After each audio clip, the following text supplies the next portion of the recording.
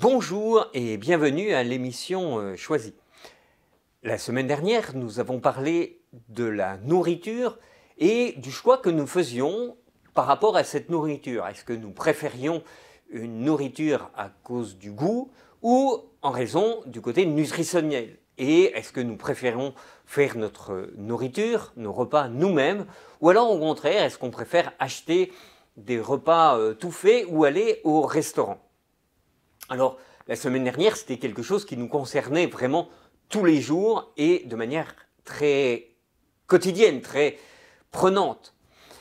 Cette semaine, nous allons aborder un sujet qui peut nous paraître extrêmement loin et qui peut nous paraître détaché du monde de la réalité. Mais vous allez le voir, en fait, il est beaucoup plus important que nous pouvons le penser. En effet, nous allons parler du survivalisme. Certains parmi vous en ont déjà entendu parler et ont déjà commencé peut-être à se préparer à ce qu'il peut advenir. En effet, de nombreux mouvements, de nombreux courants existent et qui nous parlent de manière plus ou moins lointaine des catastrophes qui pourraient arriver, tant sur le plan économique que sur le plan physique, sur le plan même géographique, climatique. Eh bien, il pourrait arriver quelque chose qui pourrait nous déconnecter du monde dans lequel nous sommes. Alors, pour parler de ce sujet passionnant, nous sommes avec Kevin Thomas Guénette, qui est survivaliste. Bonjour, monsieur Thomas Guénette. Bonjour. Bienvenue parmi nous. Ça me fait plaisir. Nous aussi. Alors, est-ce que, en quelques mots, vous pourriez nous parler du survivalisme? Le survivalisme, c'est une manière de penser avant tout. Il y a beaucoup de gens qui pensent que c'est survivaliste, c'est juste du monde qui s'arme et qui se prépare à faire la guerre. Mais c'est pas vraiment ça. C'est plus se préparer à une catastrophe ou une coupure. Une coupure, mettons, dans la nourriture et ces choses-là. Le survivalisme, c'est grand. C'est pas juste... il y a plusieurs modes de survie. Tu peux survivre autant dans la forêt autant que tu peux survivre un temps pour une catastrophe, mettons.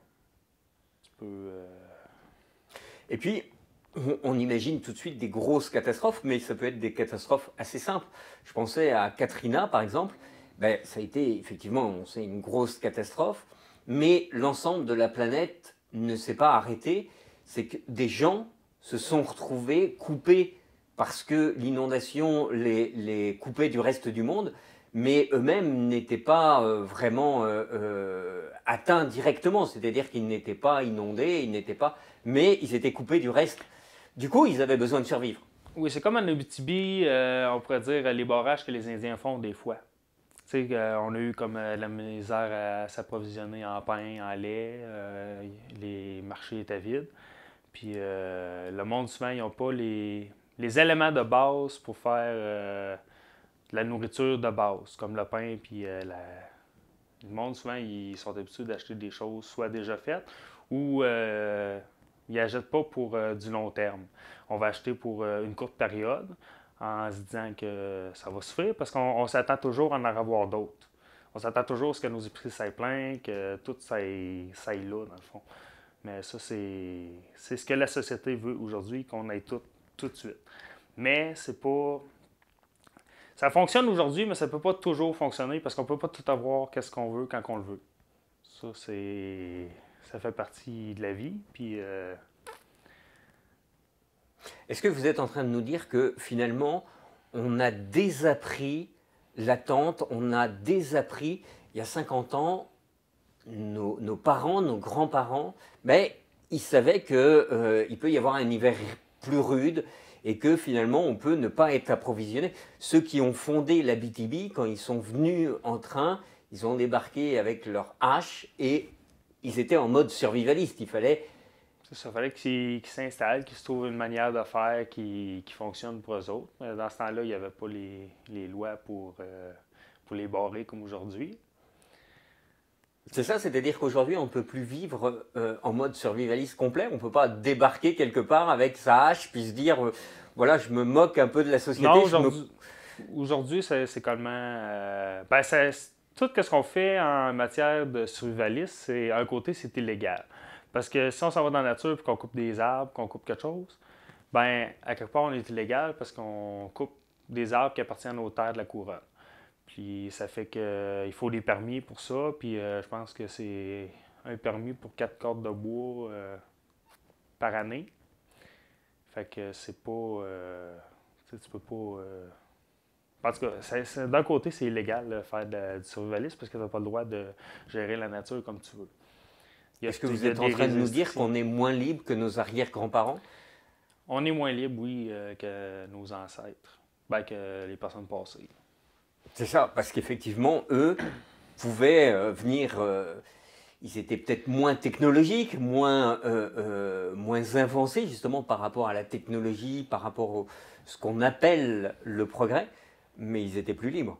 Oui, et puis aussi, tu sais, mettons qu'il manquait de nourriture ou qu'il manquait d'argent, il y avait tout le temps la chasse puis tout pour pouvoir en venir à leurs besoins. Aujourd'hui, si, mettons, cet hiver, j'ai pu en manger dans mon frigidaire, que je veux chasser, mais je suis pas dans le temps de la chasse, j'ai pas le droit. J'ai pas le droit, fait que je me ramasse plus de nourriture. Puis, à quelque part, tu sais, t'es pris dans un dilemme. Tu payes pour avoir ton abri, ta maison, ton électricité, ou tu payes pour te nourrir, mais d'un côté, tu as besoin des deux. Parce que la société t'oblige à avoir les deux. Mais si on vivrait par nous-mêmes, on pourrait se nourrir par soi-même, avoir notre abri par nous autres-mêmes, puis on pourrait s'accoutumer facile à ce mode de vie. Assez facilement. D'accord. Donc, pour résumer, là, on voit qu'il y a quand même une perte de liberté et que, je dirais même plus que de liberté, une perte d'autonomie. Comme si la société venait nous obliger à avoir, vous avez dit, un mode de vie très dépendant les uns des autres. Donc là, c'est gênant. La société nous oblige à être dépendants des autres. Aujourd'hui, on est obligé d'être dépendant des autres parce qu'ils veulent qu'on soit spécialiste. Ils veulent qu'on se spécialise dans dans des chemins, mettons. Moi, je suis spécialiste en littérature, en tout cas. Mais c'est pour empêcher le monde de faire tout. Parce que quand quelqu'un fait tout, il est capable de tout faire par lui-même. Fait que ça ne rapporte pas à la société. Oui, ça rapporte à ses amis, à sa famille, mais ça ne rapporte pas au gouvernement que l'investissement. Il perd de l'argent, lui, au fait que quelqu'un soit multifonctionnel. Ils veulent absolument qu'on soit sur conseil professionnel. Un domaine. Qu'on ait un domaine. Un domaine et qu'un domaine. Alors justement, le survivalisme, c'est exactement l'inverse. C'est plutôt d'être multitâche. Multifonctionnel. Et puis peut-être une solidarité entre les gens, entre un enseignement, entre une solidarité entre les membres du groupe survivaliste. Peut-être de former des groupes ou de... comment ça se passe par rapport à ça? Ici, au Québec, on en voit plus ou moins des groupes survivalistes. Moi, sur Internet, j'en trouve quasiment pas. C'est beaucoup plus aux États-Unis puis en Angleterre qu'on voit des groupes eux autres appellent ça des preppers. On voit ça beaucoup plus là. Eux, ce qu'ils font, c'est souvent ils vont faire des groupes de famille ou des groupes résidentiels. Quartier, mettons, de quartier, ils vont prendre du monde qui seront comme eux dans le quartier, mais c'est un sujet assez tabou, le survivalisme, premièrement. C'est pas tout le monde qui accepte cette façon d'être là, mettons. Puis même moi, en tant qu'adepte du survivalisme, j'en connais pas beaucoup de gens qui font ça. On n'est pas... on n'est pas beaucoup, là. D'accord. Pourquoi c'est un peu tabou? Pourquoi finalement faut pas en parler? Les gens ils en parlent plus ou moins parce que d'une manière, la société veut pas qu'on pense comme ça. C'est pas comme... Comment je pourrais dire? La société nous oblige à être dépendants des autres. Parce qu'aujourd'hui, mettons, tu dois toujours à la société. Puis les raisons qu'on va donner pourquoi que telle raison, ça va être la société. Comme les lois qui passent, c'est pour la société. Des fois, ils disent que c'est pour notre bien-être, mais en gros, c'est pour la société. On le voit par exemple avec le système de surveillance qui se développe de manière énorme, où on dit c'est pour la sécurité de tous, mais est-ce que la sécurité de tous passe par le détriment de chacun, par le fait d'espionner chacun? Ouais, ça c'est. Tant qu'à moi, des caméras, ça te rend pas plus sécurité. C'est là, ça voit, mais t'es pas plus en sécurité avec une caméra.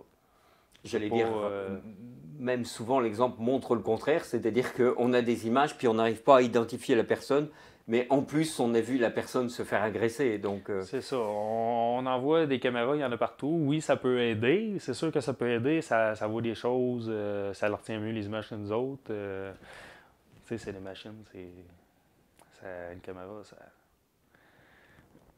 Mais on ne sera pas plus en sécurité à cause des caméras. Ça change absolument rien. C'est une idéologie. Tu vas d'accord. penser que tu es en sécurité à cause de la caméra. Oui, ça peut intimider quelqu'un, mais ça peut pas. Ça ne peut pas réduire la violence. Ça peut pas réduire la violence. Si quelqu'un a quelque chose à faire, il va le faire, que ça s'en avant des caméras ou. Alors vous parlez d'idéologie, est-ce que justement c'est une idéologie qui s'oppose à l'idéologie survivaliste qui, elle, justement, n'a pas vraiment de caméra, je crois?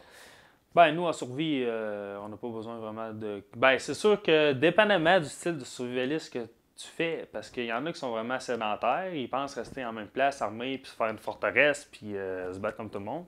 Mais moi, tant qu'à moi, c'est pas possible.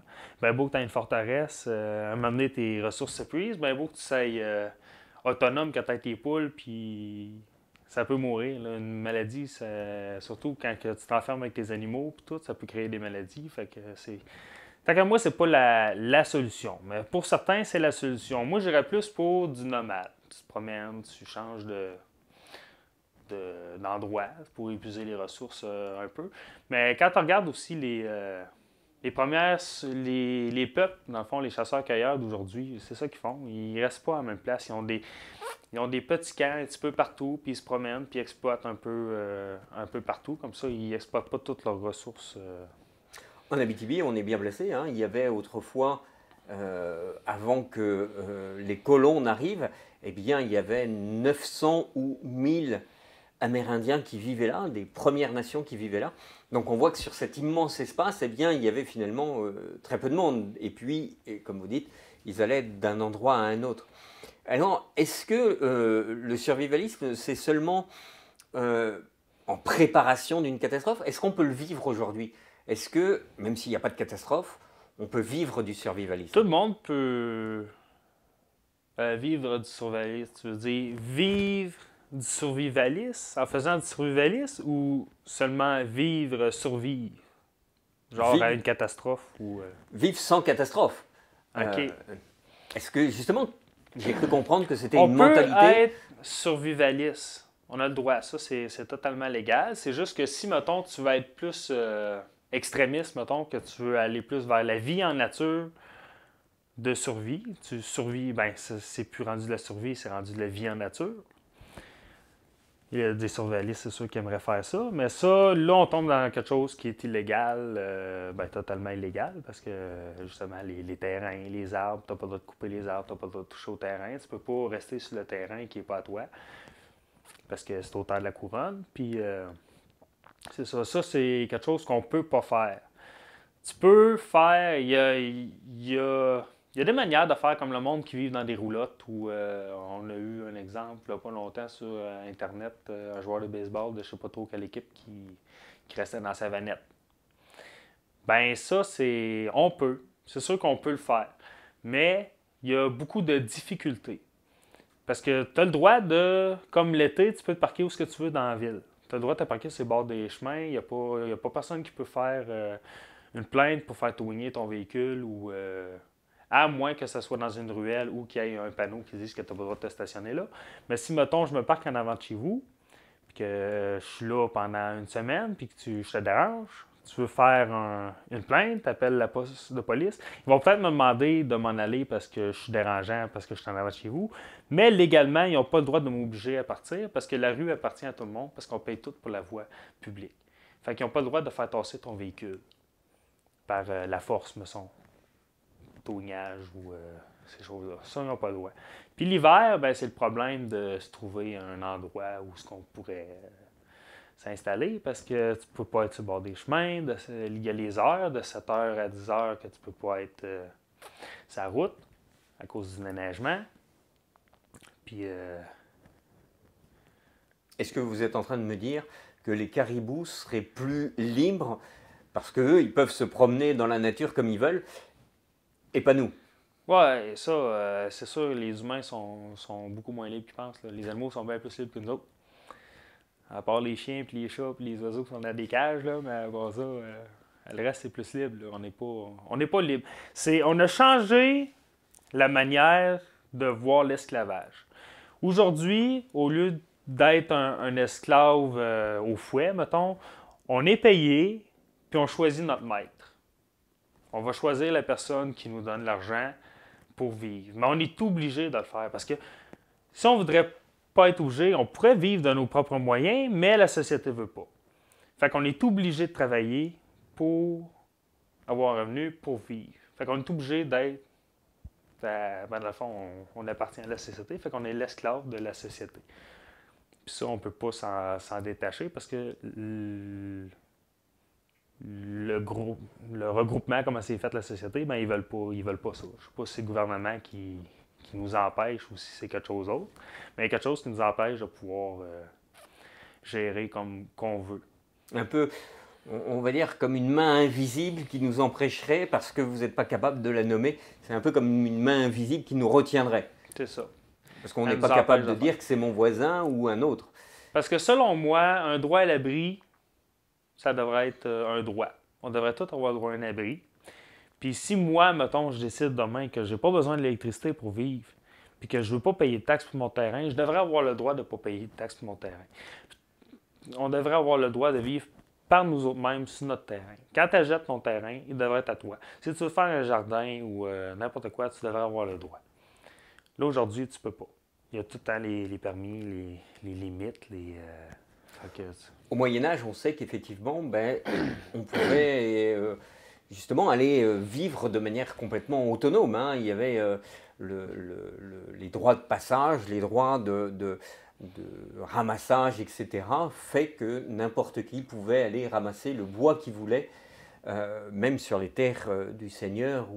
C'est ça, il allait chercher ce qu'il avait besoin. Il avait leur terre pour l'agriculture. C'est sûr qu'on n'allait pas jouer ces terres des autres, mais dans le temps, le monde, il s'aidait. C'est pas comme aujourd'hui. Aujourd'hui, il y a un feu, tout le monde le regarde. Dans le temps, on se mettait tout en chaîne, puis ils se mettaient en chaîne, puis ils éteignaient le feu. Là. Aujourd'hui, c'est plus de même ça marche. Là. On n'est pas... on est obligé d'attendre. On ne peut plus rien faire par nous-mêmes. D'accord. Alors, on va bientôt arriver à la fin de l'émission, mais j'aimerais qu'on revienne sur un élément qui me semble important, qui est par rapport au survivalisme. Est-ce que vous pensez qu'on pourrait, je ne sais pas, faire des tests en famille de survivalisme? Est-ce que, par exemple, s'il arrivait quelque chose, est-ce qu'on peut se préparer? C'est sûr qu'on peut se préparer à toutes les situations. C'est juste de se préparer un sac. Dans le fond, on appelle ça les sacs de survivalistes. Il y en a beaucoup sur YouTube. Ils vont appeler ça des DCA ou des trousses d'évacuation. En tout cas, il y a plein de trousses faites pour différentes situations. Parce que la survie, ça peut être aussi, mettons, il y a une catastrophe naturelle, il faut que j'aille rejoindre un camp de réfugiés à telle place. Mais au lieu de tout prendre le matériel chez nous et être désorganisé, j'ai un sac qui est déjà organisé, qui fait que je peux partir en... Moi, j'ai mon sac de survie chez moi. Là. Puis d'habitude, j'ai tout le temps un kit minimum de survie dans mon véhicule pour la base. En cas d'alerte. Ouais. Si mettons, moi je suis pris dans le bois, je suis capable de me nourrir. J'ai ce qu'il faut dans mon véhicule pour me débrouiller. Là. Est-ce que vous pensez que c'est important de faire des tests, par exemple, je ne sais pas, de vivre une journée ou une semaine sans électricité, de faire un peu des tests comme ça? Je sais que au moment de la journée de la Terre, par exemple, on disait à tout le monde, on éteint la lumière pendant 1 heure. Mais est-ce que vous inciteriez ceux qui nous regardent à, par exemple, se passer de télévision pendant une semaine ou est-ce que Ouais, vous auriez des conseils ou comme des ça? cellulaires. Passez-vous de vos cellulaires. C'est pas bon pour la société. Non, si j'ai des conseils, ben moi, un conseil, je conseillerais pas quelqu'un de faire des sorties puis de se pratiquer, mettons, survivaliste, mais d'au moins d'en connaître un peu. Peut-être pas le survivaliste, plus, ben au moins de connaître un peu les produits de notre région. C'est comme ça, s'il arrive vraiment une catastrophe économique ou quoi que ce soit, qu'on n'a plus de pain, qu'on n'est plus capable d'avoir à l'intérieur, ben qu'on soit capable de se nourrir nous autres mêmes avec ce qu'on trouve. Parce que rien que dans notre cour, on est capable de trouver 36 plantes qui sont comestibles, là, juste dans ta pelouse. Là. Est-ce que vous auriez un exemple? Ben, il y a ben, je connais pas vraiment les noms des plantes, là. Moi, j'y vais avec les yeux, mais je sais qu'il y a des champignons comme les pêtes de loup, qu'on appelle ben, les pêtes de loup, communément. Il y a 4 espèces de pêtes de loup, il y en a 3 qui sont comestibles, ça pousse souvent. C'est direct sur ta pelouse. Il y a les branches de sapin, qu'on peut faire des tisanes avec, qui sont riches en vitamine C, qui fait que tu ne pourras pas pogner des maladies, la maladie comme le scorbut. Il y a. Et là, par exemple, un exemple tout bête, hein, si jamais les premiers colons qui sont arrivés ici au Canada avaient connu ça, eh bien, Ben, ils ne seraient pas morts. c'est ça, il serait pas mort. Juste des dizaines, c'est ça. Quand tu ne connais pas ton environnement, puis que tu essaies de vivre ou de survivre, ben, ça va être beaucoup plus dur que si tu connais légèrement. Moi, je pense que les gens devraient avoir un minimum de connaissances sur leur environnement. Aujourd'hui, on est en train d'effacer nos connaissances sur l'environnement, puis on met tout sur la technologie, puis les. Fait qu'aujourd'hui, ben, vous qu'on connaisse notre cellulaire, mais s'il n'y a plus d'électricité, ton cellulaire ne sert à rien, les satellites, n'importe quoi, mettons, ton téléphone ne servira à rien dans le bois. Là. Vous êtes en train de nous dire que ça ne sert à rien de télécharger sur Wikipédia le bienfait de chacune des plantes dans notre Ouais, c'est ça. ordinateur. T'es tous maître d'acheter un livre. Oui. Moi, tant qu'à moi, j'ai des livres. Je vais sur Internet, pendant qu'on l'a. Je check sur Internet, puis je check des références. J'ai jamais un livre de survie, mettons, ou de plantes sans avoir lu des commentaires. Je vais toujours aller voir les commentaires pour tel, pour voir s'il complète, s'il trouve qu'il est complet, parce qu'il y a beaucoup de livres.